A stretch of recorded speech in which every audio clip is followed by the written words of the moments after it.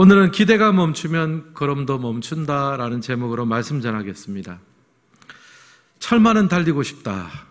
휴전선 근처 임진각 도라산역에 가면 볼 수 있는 문구입니다. 도라산역에는 끊어진 철길과 기차가 있습니다. 남북이 분단되어서 이제는 기차가 그 위로는 더 이상 달릴 수 없기 때문입니다. 언젠가 통일이 되고 철도가 연결되면 신의주를 넘어서 유럽까지 철도가 달릴 수 있겠죠. 그 바람을 담아놓은 글귀가 바로 철만은 달리고 싶다라는 말입니다. 그런데 이 분단 상태가 점점 길어지고 고차가 되다 보니까 좀 기대하는 마음도 좀 줄어드는 것 같아요. 그래서 철만은 달리고 싶다 이런 말을 들으면 오히려 좀 씁쓸하게 느껴지는 것도 현실인 것 같습니다. 오늘 읽은 말씀을 보면요, 이스라엘 자손 중에 아직 가나안에서 땅을 얻지 못한 지파들의 이야기가 나옵니다. 무려 7지파는 아직 땅을 얻지 못한 상태였어요. 여호수아는 이 7지파에 대해서 채근하는 말을 합니다. 우리 3절 같이 한번 읽겠습니다. 여호수아가 이스라엘 자손에게 이르되 너희가 너희 조상의 하나님 여호와께서 너희에게 주신 땅을 점령하러 가기를 어느 때까지 지체하겠느냐. 아멘. 하나님이 주신 땅을 점령하러 가는 것을 어느 때까지 지체하겠느냐. 독촉하는 말을 하죠. 여호수아 입장에서는 굉장히 답답했던 것 같습니다. 지금 이스라엘은 가나안 땅에 들어와서 승리를 거듭했습니다. 남부연합군과 북부연합군을 연거푸 물리치면서 사실상 그 땅을 정복했다라고 해도 과언이 아닙니다. 물론 각 지파가 자신의 영역, 자신의 땅을 받아서 들어가면 실제로 해야 될 일은 많이 있죠. 부분적인 전투도 남아있을 거고 또 성벽을 쌓고 안전한 성도 만들어야 됩니다. 해야 될 일들은 많이 남아있습니다. 하지만 넓은 의미로 보면 이미 승리를 한 거예요. 이제 남은 것은 각자의 땅으로 나아가서 그 하나님의 땅을 얻고 또 성취하는 겁니다. 근데 이제 이게 자꾸 지체가 되고 딜레이가 되는 거예요. 여호수아로서는 굉장히 답답했습니다. 왜 이 백성들이 이렇게 지체하고 있을까요? 사실 광야 시절에 비하면요, 이스라엘의 삶은 굉장히 편안해졌습니다. 안전하고요, 먹고 살만해졌습니다. 크게 불편함이 없습니다. 그런데 자신들의 땅을 배정받게 되면 좀 전에 말씀드린 것처럼 그때부터 또 고생이 시작이 되는 거예요. 개척해야 되고 남은 전투도 치러야 되고 한마디로 애를 써야 됩니다. 만약 하나님께서요, 가나안 땅에다가 신도시를 딱 건설해 놓고 자, 모든 것이 다 갖춰졌으니까 한 지파씩 들어가라 라고 했으면 지체가 됐을까요? 안 됐을까요? 안 됐겠죠. 얼른 들어갔을 겁니다. 근데 현실은 그렇지 못하잖아요. 사랑하는 성도 여러분, 우리는 하나님께 완성품을 달라고 기도합니다. 근데 하나님은요, 아직 조립되지 않은 상태를 우리에게 주십니다. 우리는 보석을 그대로 달라고 하지만 하나님은 원석을 주세요. 우리로 하여금 애를 쓰게 하고요, 수고하게 하십니다. 내 몫의 십자가를 지라 하십니다. 그럴 때마다 우리는 주저하고 지체하게 됩니다. 저는 이 본문을 한 주간 묵상하면서 도대체 이스라엘이 왜 이렇게 지체를 하게 되었을까? 왜 이렇게 멈칫할까? 고민을 해보았습니다. 왜냐하면 그 앞에 여러 가지 처리해야 될 일들과 어려운 부분은요, 사실 이스라엘 백성들이 그동안 잘 해왔던 부분이거든요. 어렵고 힘든 것 때문에 그 땅을 정복하는 것을 멈춘 것이 아닙니다. 저는 근본적인 원인은요, 백성들 안에 하나님을 향한 기대와 소망이 희미해졌기 때문이라고 생각합니다. 물론 그 땅으로 들어가면 개척도 해야 되고 땅도 일구어야 되고 전쟁도 해야 됩니다. 근데 그런 수고는 이미 그동안 해왔습니다. 또 앞으로도 할 수 있습니다. 근데 그거보다 중요한 것은 자신들이 하는 수고보다 하나님이 주신 땅에 대한 기대와 소망이 더 크다면, 그 기대감이 더 크면요, 그 정도 수고는 아무것도 아니거든요. 85세의 갈렙을 보십시오. 그는 하나님이 주신 땅에 대한 소망이 있었습니다. 기대가 있었습니다. 그래서 지체하지 않고 나섭니다. 이 산지를 내게 주소서. 갈렙에게 가나안 땅은요, 단순하게 먹고 사는 곳이 아닙니다. 하나님의 역사가 현실로 이루어지는 곳입니다. 그에게는 하나님이시는 땅에 대한 기대가 있었어요. 그래서 걸음을 멈추지 않았습니다. 근데 오늘 본문에 나오는 7지파에게는 그런 기대감이 없었습니다. 기대가 멈추니까 믿음의 걸음도 멈추게 되는 거죠. 사진을 하나 준비했습니다. 보여주시기 바랍니다. 아이를 얻고 기도하는 어머니의 사진입니다. 한 아기를 등에 업고 무릎을 꿇고 기도하고 있습니다. 얼마나 간절한 기도 제목이길래 저렇게 기도하겠습니까? 근데 그렇게 기도하는 엄마를 한 아이가 또 물끄러미 쳐다봅니다. 저는 이 사진을 보면서 우리가 정말 잃어버린 것이 이런 영성이 아닐까 생각해 보았습니다. 하나님을 바라보고 기대하는 마음, 이것이 사라지면요, 아무리 우리의 상황과 환경이 풍족하고 넉넉해도요, 믿음의 걸음을 한 걸음도 더 갈 수가 없어요. 사랑하는 성도 여러분, 오늘 우리의 삶은 어떠합니까? 하나님을 향한 기대감이 있으십니까?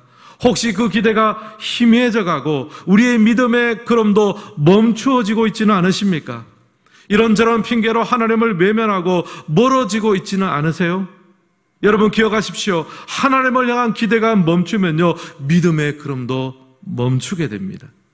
오늘 예배드리시는 성도님들은 하나님을 향한 기대가 회복되고 믿음의 걸음을 다시 시작할 수 있기를 간절히 축원합니다. 이런 바람을 가지고 오늘 말씀을 보면서 하나님을 향한 기대를 회복하는 데 필요한 것을 세 가지로 살펴보면서 은혜를 받고자 합니다. 첫 번째, 하나님을 향한 기대를 회복하는 데 필요한 것은요, 우리를 깨어나게 하고 각성케 하는 하나님의 말씀입니다. 1번 함께 읽겠습니다. 각성케 하는 말씀. 우리 3절 말씀 다시 한번 같이 읽겠습니다. 여호수아가 이스라엘 자손에게 이르되 너희가 너희 조상의 하나님 여호와께서 너희에게 주신 땅을 점령하러 가기를 어느 때까지 지체하겠느냐. 아멘. 여호수아가 따끔하게 지금 한 소리를 하고 있습니다. 하나님께서 이미 너희에게 승리하고 이기게 해주신 땅이 있는데 그 땅을 차지하러 가기를 어느 때까지 지체하겠느냐. 정신이 번쩍 들도록 백성들을 일깨워주는 목소리입니다. 사실 이스라엘 백성들은 다 알고 있습니다. 다른 사람들은 저런 핑계, 저런 이유 때문에 못 가고 있겠구나 그렇게 하지만 자신들은 다 알고 있잖아요. 지체하고 있다는 것을, 문제가 있다는 것을 알고 있습니다. 바로 여호수아가 그 타이밍 이야기합니다. 어느 때까지 지체하겠느냐. 이 한마디가 잠자고 있던 백성들의 마음을 깨웠습니다. 이대로 있으면 안 되겠구나. 하나님이 땅을 주셨지, 그 땅으로 나아가야 되겠다. 각성케 하는 말씀에 효과가 있었고요, 하나님을 향한 기대감 속에서 한 걸음 한 걸음 나아가게 만들었습니다. 열왕기하 22장을 보면요, 요시야 왕이 유다의 왕위에 오릅니다. 요시야는 성전을 수리하고 이방 예배를 없앤 선한 왕입니다. 근데 그렇게 된 데는 결정적인 사건이 있었어요. 성전을 수리하다가 한 율법책을 발견합니다. 요시야는 그 발견된 율법책의 말씀을 들으면서 다음과 같이 반응을 하는데요. 열왕기하 22장 11절 함께 읽겠습니다. 왕이 율법책의 말을 듣자 곧 그의 옷을 찢으니라. 요시야는 율법책에 기록된 말씀을 듣고 깜짝 놀랐습니다. 아니, 이렇게 중요한 말씀을 우리가 그동안 알지 못하고 하나님의 마음을 아프게 해드렸구나. 안타깝고 후회가 되었습니다. 그래서 회개하는 마음으로 옷을 찢었습니다. 요한은 들려진 말씀 앞에 각성했습니다. 깨어났습니다. 회개하고 하나님을 다시 바라보기 시작했습니다. 요의 삶의 새로운 전기가 된 것은요, 요시야를 각성하게 한 하나님의 말씀이었습니다. 사랑하는 성도 여러분, 하나님을 향한 기대감을 회복하는 데 필요한 것은요, 잠자는 우리를 깨우치시고 각성케 하는 하나님의 말씀이 될 줄을 믿습니다. 카지노에 가면요, 두 가지가 없대요. 시계와 창문이 없답니다. 우선 손님들이 시계를 보면 안 된대요. 시간 가는 줄을 모르고 그 도박에 빠져야 되니까요. 만약에 카지노에 시계가 걸려 있으면은 이제 갈 시간이네 하고 딱 일어나 버리잖아요. 그래서 시계가 없대요. 또 한 가지 없는 것이 무엇입니까? 창문이 없습니다.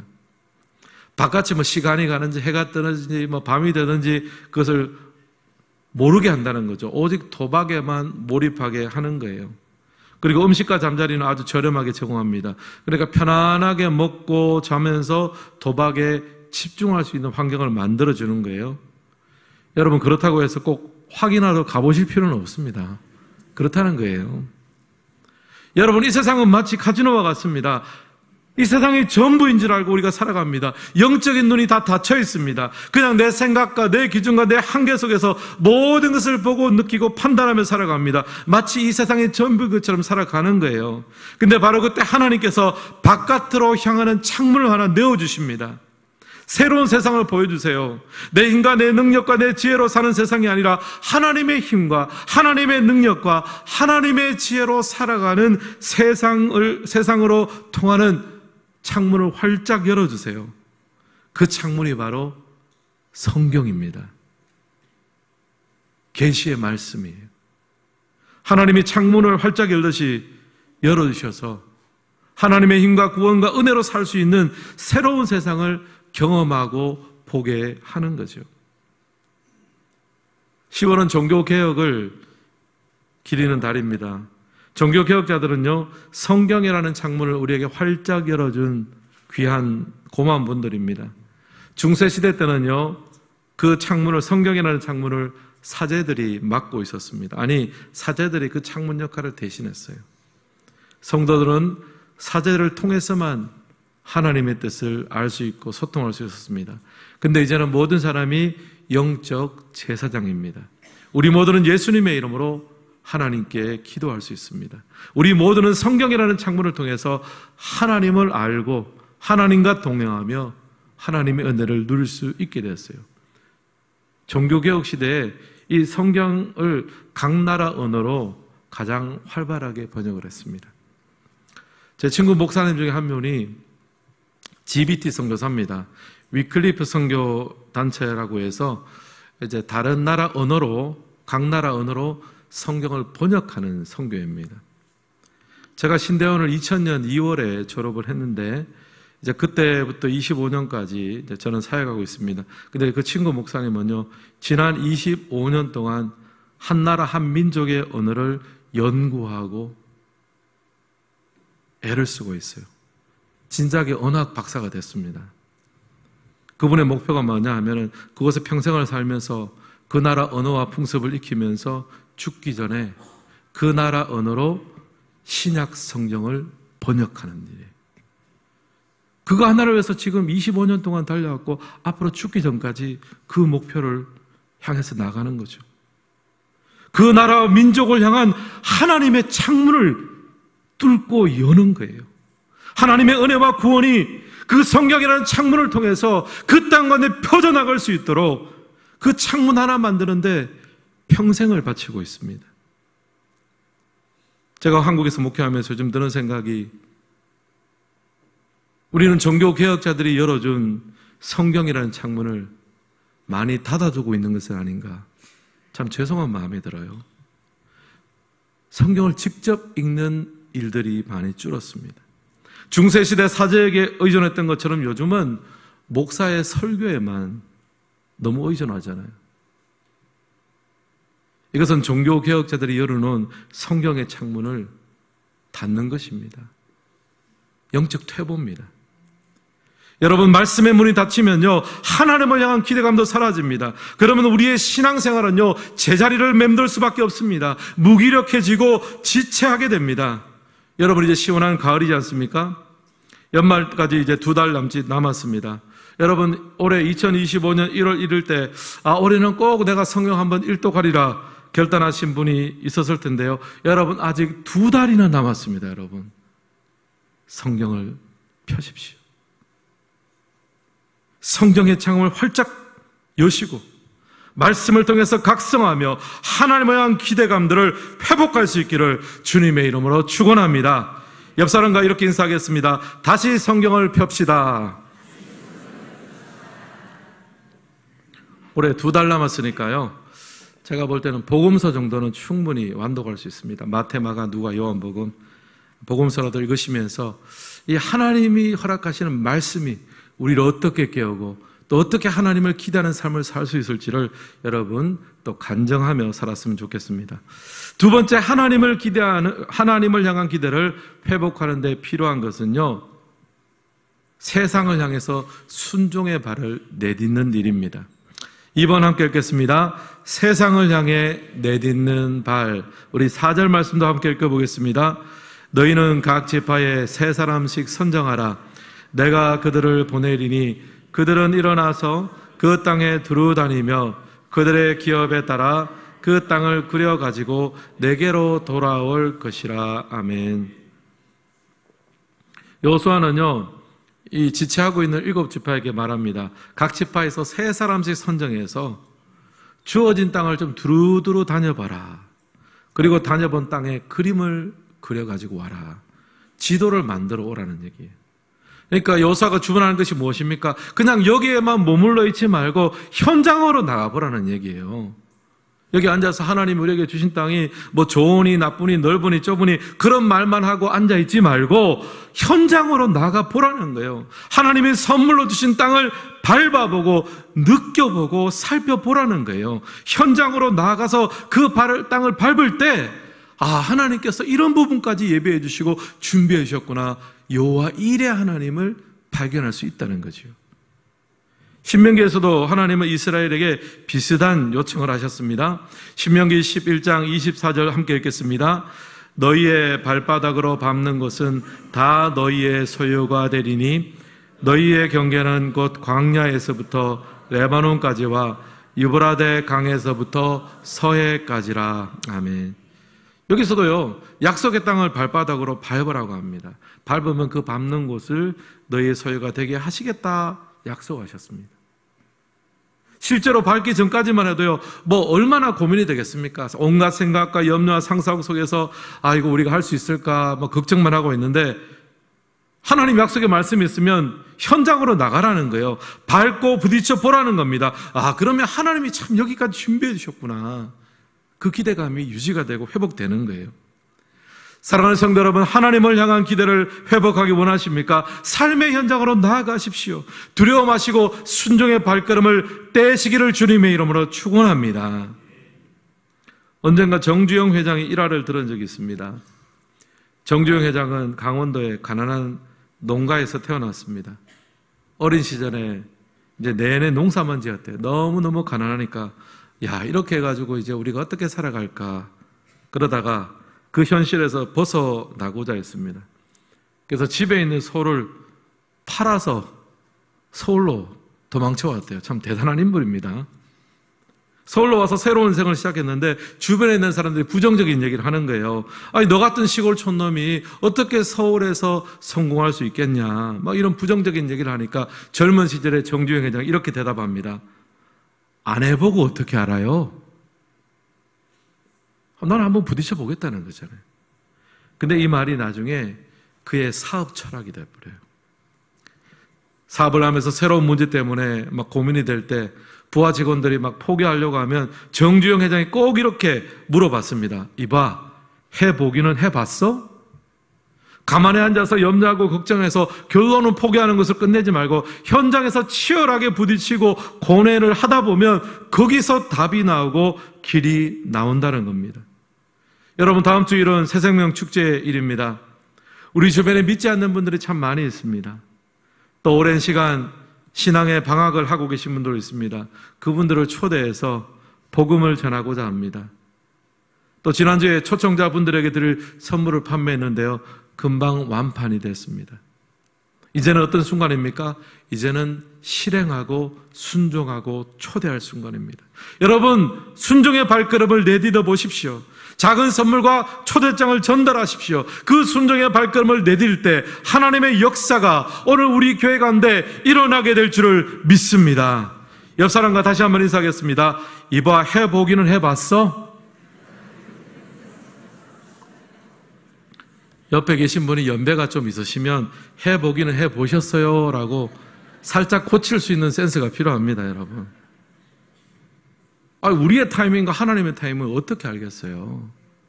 하나님의 일하심을 기대하면서 순종의 발걸음을 떼는 것, 굉장히 중요합니다. 저도 이런 관점에서요, 내년 2026년에 목회를 계획하고 있습니다. 사실 내년도 생각하면 이런저런 고민도 됩니다. 하지만 제가 지난 주간 이 말씀을 묵상하면서 힘을 얻었습니다. 준비하고 계획할 때는 염려가 되고 걱정도 됩니다. 그러나 실제로 2026년 1월 1일에 첫 발을 내디딜 때는 염려와 걱정이 아닌 소망과 기대로 하나님께서 우리 교회의 모든 발걸음을 채워주실 줄을 믿습니다.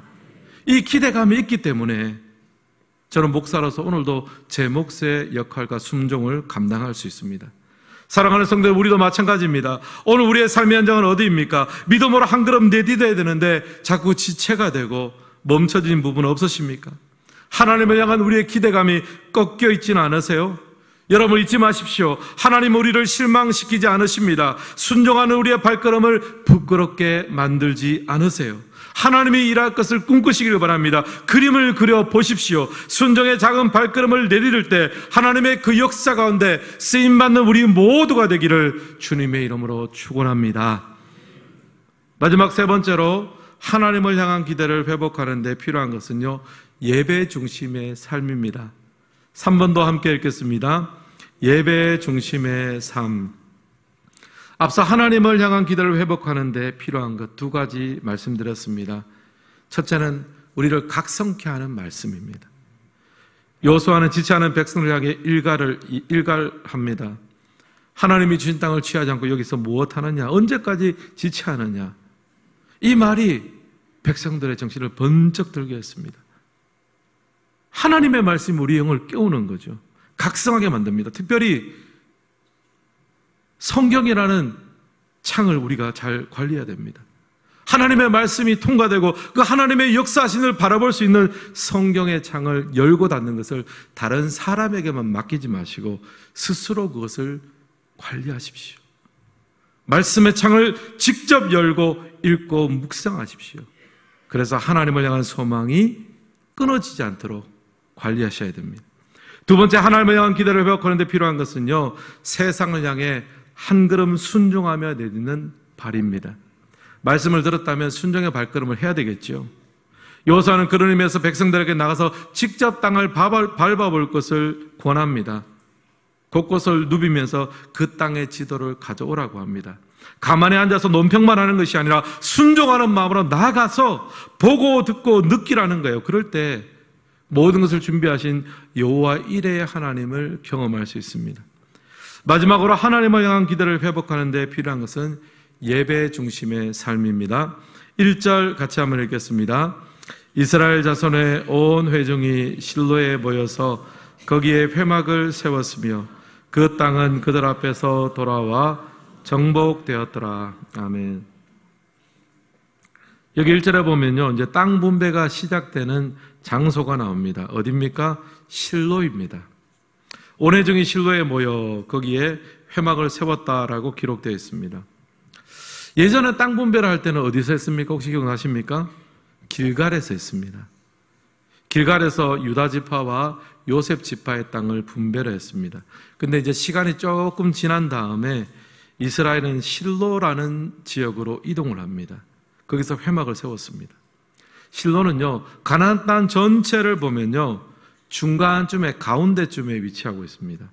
그리고 유다 지파의 땅에 소속되어 있습니다. 유다 지파는 이미 땅을 받았죠. 그러니까 다른 지파들의 땅을 분배하는데 가장 중립적이면서도 공정성을 유지할 수 있는 센터 지역에 가서 지금 새로운 땅을 분배하는 거예요. 사실 그동안 이스라엘은요, 가나안 땅에 들어와서 정신이 없었습니다. 전쟁하고 방어하고 이동하고 정신이 하나도 없었어요. 근데 실로에 와서야 제대로 된 회막을 세우고 하나님께 드린 예배가 안정이 됐습니다. 예배 중심의 삶을 실로에서 비로소 제대로 살 수 있게 된 거죠. 이 7지파가 땅을 두루보면서 그림을 그려오는데요, 여호수아는 어떤 방식으로 땅을 분배하고 있습니까? 10절 우리 같이 한번 읽겠습니다. 여호수아가 그들을 위하여 실로의 여호와 앞에서 제비를 뽑고 그가 거기서 이스라엘 자손의 분파대로 그 땅을 분배하더라. 아멘. 제비를 뽑았다라고 합니다. 근데 정확하게 어디에서 제비를 뽑았다라고 나옵니까? 실로의 여호와 앞에서라는 실로의 여호와 앞에서라는 말은 실로에 지어진 회막이라는 뜻입니다. 결국 여호수아는요 회막 앞에서 제비를 뽑았습니다. 회막은 예배의 자리잖아요. 여러분, 때때로 우리의 삶의 현실이 어렵습니다. 다른 사람들을 돌아보면요 굉장히 좋은 제비를 뽑은 것 같아요. 그리고 내가 뽑는 것마다 이상하게 막 이상한 것만 뽑는 것 같아요. 근데 우리는 예배의 자리에서 회복하는 거예요. 뭐냐 하면요 내가 좋은 제비를 뽑느냐 좋지 않은 제비를 뽑느냐가 내 인생을 결정하는 것이 아니라 오늘 내가 예배드리는 그 하나님이 내 인생의 최고의 승패를 결정하는 줄을 믿습니다. 그 회막 앞에서 제비를 뽑는 백성들은요 어디에 뽑히느냐가 그냥 중요하지 않은 거예요. 이거 내가 선택하고 뽑은 것이 이 상황과 내 삶의 환경이 나를 지배하는 것이 아니라 이것을 뽑게 만드신 하나님, 오늘 나의 예배를 받으시는 하나님이 내 삶의 주인이시다는 거죠. 이것이 바로 예배자의 찬양이며 결기입니다. 사랑하는 성도 여러분, 하나님을 향한 기대가 회복되기를 원하십니까? 예배자로 살아가시기를 주님의 이름으로 축복합니다. 인생 만사 세옹지마라는 말이 있습니다. 처음에는 나쁜 일 같지만 좀 시간이 지나 보면 이제 그게 좋은 일로 결론이 내릴 수 있다는 말입니다. 근데 이게 일부는 맞고 일부는 틀리는 거예요. 뭐냐 하면은 좋은 일이 있고 나쁜 일이 있고 이게 반복이 되는 것이 아니라 사실은 우리 인생에는 동시에 찾아오는 거예요. 좋은 일만 계속 있는 집은 없습니다. 나쁜 일만 계속 있는 집도 없습니다. 비율의 차이는 있겠지만 같이 오는 거예요. 공존합니다. 근데 사단이 하는 일이 무엇입니까? 그 중에 나쁜 일만 바라보고 집중하게 하는 거예요. 하나님께서 우리에게 주신 좋은 일, 행복한 것은 그냥 뒷전으로 쳐지게 하고 그 중에 그냥 온통 안 좋은 것만 집중하고 내가 인생이 큰일 났구나. 내가 제비를 잘못 뽑았구나. 잘못 선택했구나. 온통 거기만 신경을 쓰게 하는 거예요. 여러분, 그때 예배가 중요합니다. 예배는요 어둠 속에서도 별빛을 바라보게 합니다. 사방이 꽉 막혀 있지만 예배 중에 우리는 하나님께서 열어주신 길 하나를 발견할 수 있습니다. 그래서 가슴이 뚫리는 예배를 드립니다. 하나님께서 길을 열어주셨구나. 나는 잘못된 제비를 뽑은 것처럼 염려하고 걱정했지만 하나님은 예배 드리는 나의 손을 부끄럽게 만들지 않으시는구나. 하나님에 대한 소망과 기대에 집중하게 만드는 것이 예배의 능력입니다. 사랑하는 성도들, 오늘 우리의 예배는 어떠합니까? 오늘 이 시간 염려와 걱정으로 남았던 분이 계시다면 소망과 기대함으로 하나님에 대한 그 소망이 회복되어지는 예배가 되기를 간절히 소망합니다. 여러분, 성도의 삶은요 내가 무엇을 뽑았느냐 그 제비 뽑기 하나에서 결정되는 것이 아닙니다.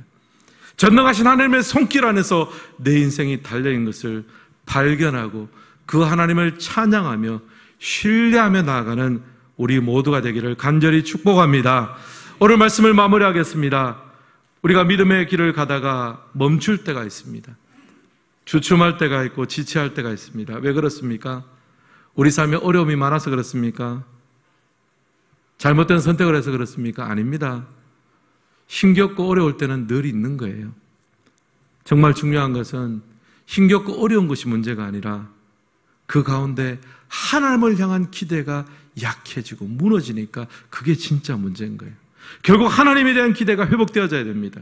우리를 각성케 하는 말씀을 통해서 또 그 말씀을 들었다면 그 말씀에 순종하는 발걸음을 내디딤을 통해서 그리고 이 모든 일을 누릴 수 있게 하는 예배 중심의 삶을 통해서 하나님에 대한 기대가 회복되기를 원합니다.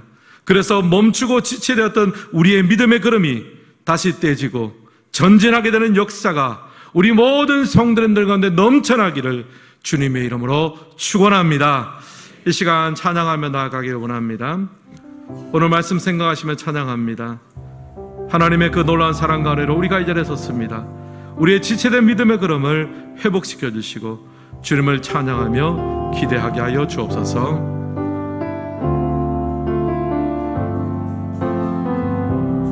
나의 사랑, 나의 사랑, 너는 어여쁘고 장귀하다. 어느 보석보다 귀하다. 보석보다 귀하다. 우리가 사랑스럽지 않을 때도 우리를 온전히 사랑하여 주신 하나님, 그 하나님이 우리와 함께 하십니다. 너와 함께하러 내가 왔노라. 2절입니다. 주의 사랑, 주의 사랑, 이 사랑은 결코 변치 않아. 모든 계절 돌보시, 푸른 마르고 꽃은 시드나 우리를 각성케 하는 하나님의 말씀, 실수가 없으신 주만 바라. 주님의 나라와 뜻이, 주님의 나라와 뜻이 나의 삶 속에 임하시. 주님을 알기 원합니다.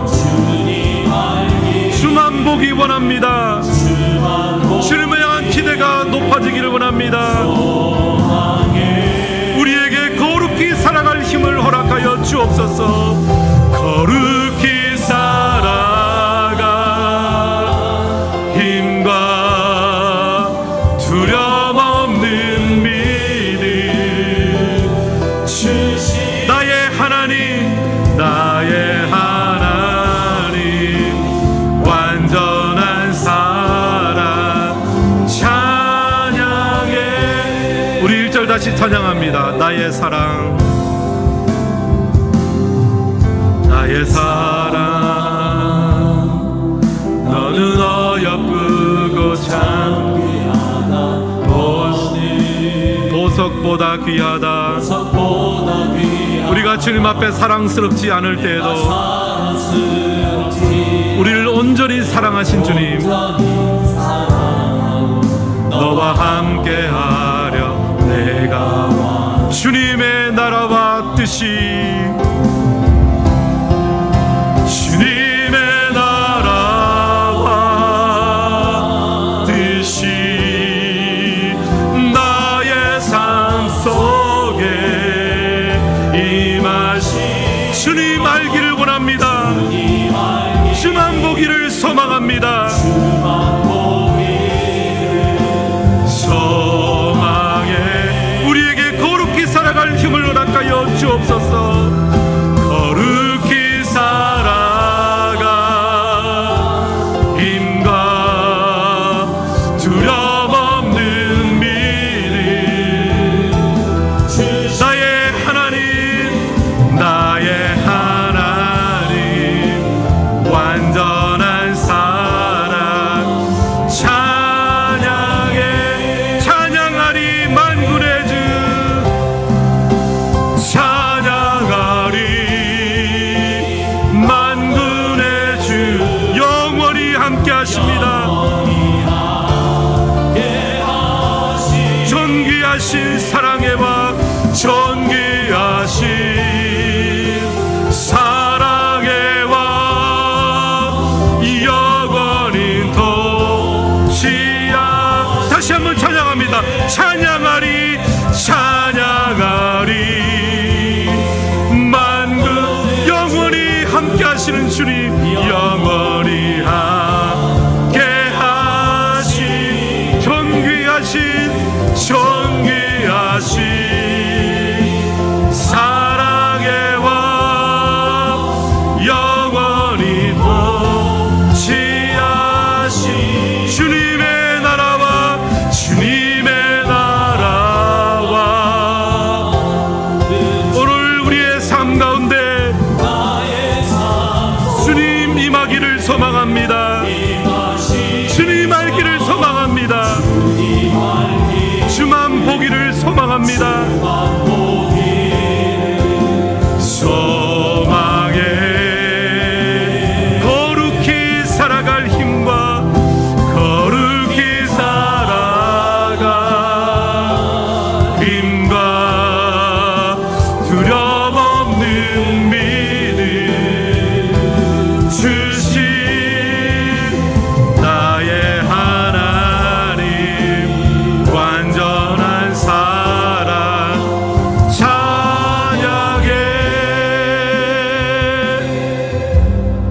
시간 오늘 말씀 붙들고 기도했으면 좋겠습니다.